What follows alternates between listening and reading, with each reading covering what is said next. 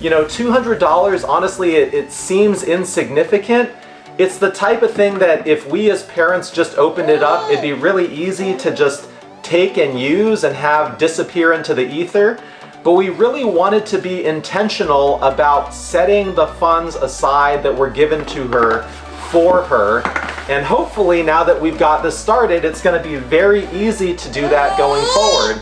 What's up everyone? Welcome back to the channel. I am Brian, this is Lana Bear, and today is a bit of a dream come true to be able to make this video with my daughter. She is 1 year old and she now has her own savings account. And this video is going to be about setting up a savings account for a 1 year old, but also just general financial wellness and security and getting started early. I think that's the big message of the day, getting started early. So I did a lot of analysis. I kind of overthought for a minute or two what the best savings account would be for her. And the first thing that you're naturally inclined to do is want to pick the best savings interest rate. Now, in this case, there were actually some other considerations, but I believe we found a pretty nice middle-of-the-road compromise.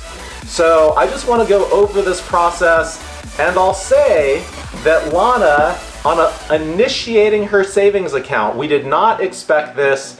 This was a very interesting bonus.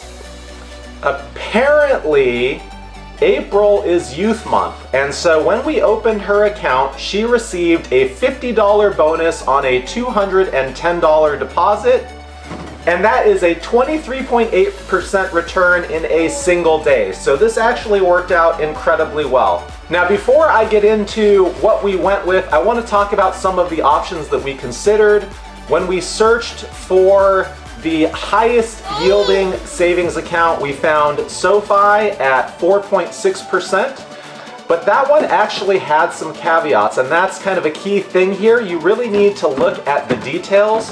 For SoFi, you either needed to maintain a $5,000 balance or you had to have a qualifying direct deposit. And in this case, because Lana does not have a job, she is unable to have the qualifying direct deposit, at which point the 4.6% drops down to 1.2. So it actually isn't as good as it would seem on the surface. The other ones we considered, Barclays has a 4.35% savings rate. That's pretty awesome. I think BMO had a savings rate for their online-only platform north of 4%. DCU, Digital Federal Credit Union, the credit union we used for our auto loan, has a 3.5% rate. But my wife and I discussed this, and we really wanted for Lana a physical presence that had a good savings yield. So that actually pointed us in the direction of Star One Credit Union. There are a lot of local branches. I'm sure depending on wherever you are in this country, there are equivalents of this, local credit unions that have physical presences but also have great savings rates. So Star One's savings rate for April, and these rates update on a monthly basis, is 3% APY, 3% annual percentage yield. Now it's a nuanced point, but it is important to note that 3% annual percentage yield is not actually 3% interest because the interest compounds each month. So it's actually like a 2.96% rate, and then if you keep the funds in the account month after month, the new funds you receive compound, and it amounts to a 3% annual interest rate. So it actually was very easy to set up an account for Lana. The type of account we got was a minor account with a custodian. And basically, Lana does not have any access to this account until she is 13 years old, but she is officially the account holder, and I am the custodian. I have the ability to manage the account on her behalf, so I can make deposits, I can go to the ATM, I can make transfers online. When she is 13 years old, she'll have the option to take over control of the account herself. And when she's 18, she'll have the option to remove me from the account. And the account stays the same, the account numbers stay the same. So it should be pretty seamless. Now, we basically only made a deposit of $210 because that is all the money she received from her aunts, uncles, and grandparents for Lunar New Year. But we now have a home for all of the funds that are directed to her. And to me, this is really important because, you know, $200, honestly, it seems insignificant. It's the type of thing that if we as parents just opened it up, it'd be really easy to just take and use and have disappear into the ether.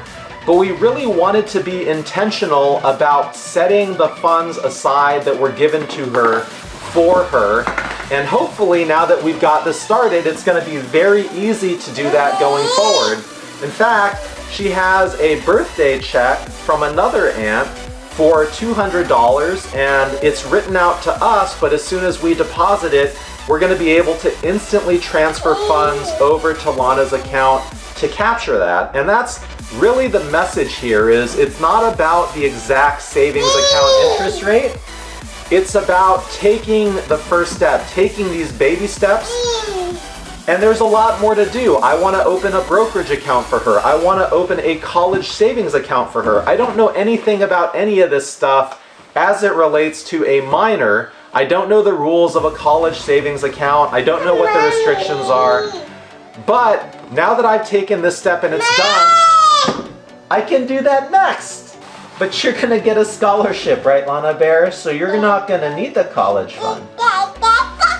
Lana just turned 1 year old and now she is set up really well for future financial success.